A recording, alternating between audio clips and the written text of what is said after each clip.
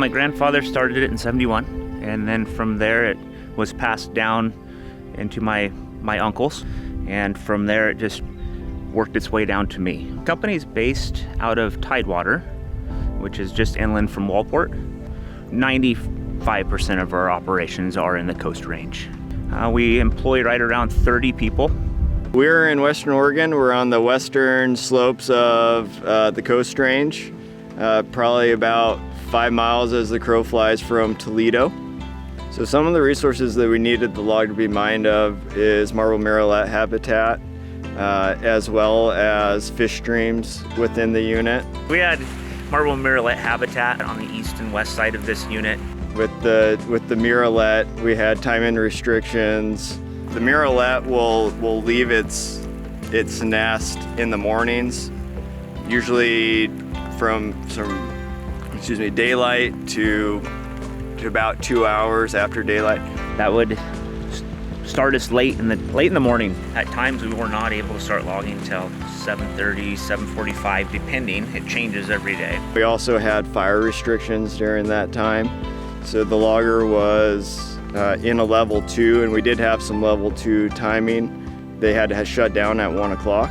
So there was often days where they would maybe only have 5 to 5.5 hours of logging that they could do.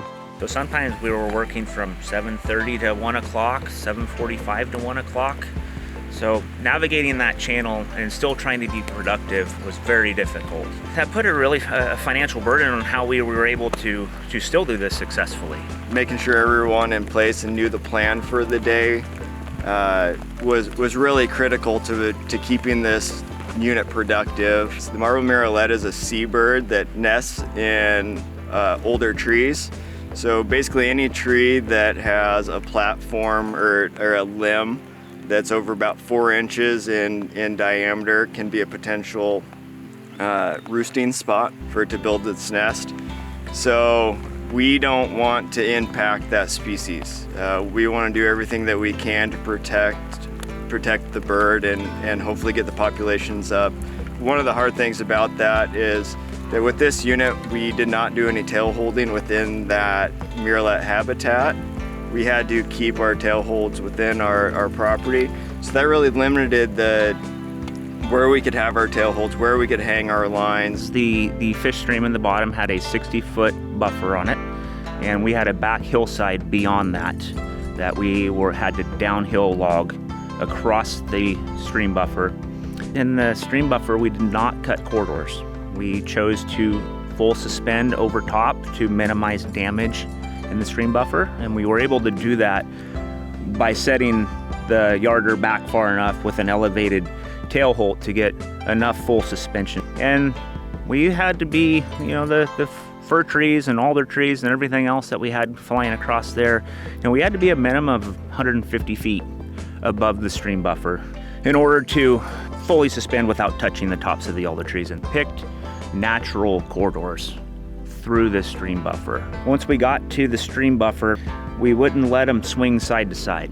We would let them idle down, slow down, go slow through the stream buffer, so it wasn't slapping 20 feet on each side of the stream to minimize as much damage as possible. The forest land around here is predominantly Douglas fir.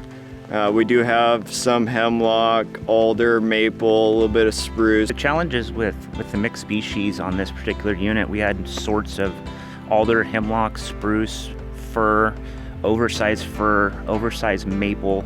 Made it really difficult for the fallers. They did a great job as well, and by those guys falling it correctly, bucking everything down correctly, made it extremely safe for us. Once we get it to the landing, it was tough. You had, again, multiple sorts. You could have 6 loads on the landing of logs, but not one sort ready to go. There's so many in the unit. I would call Tyler quite innovative. He's invested in new equipment for his guys. He's always looking for the next piece of equipment. The winch system that Tyler had built is a custom system. He went to a local fabricator in Florence, said, hey, I have this idea. Let's sit down, talk about it, and see what we can come up with. So he sat down with the fabricator and developed a 2-spool hydraulic winch that'll sit on the back of a trailer a pickup can pull. So being able to do the drone layouts and running all his lines as a one-person show, you can come out ahead of time, get it all done, crew can show up. Really saves a lot of time and it saves a lot of money. The traditional way of logging is really going away with the new rules that have came into effect. Now you can't sit at the landing where they logged that 30 years ago. You got to plan different areas, different sites.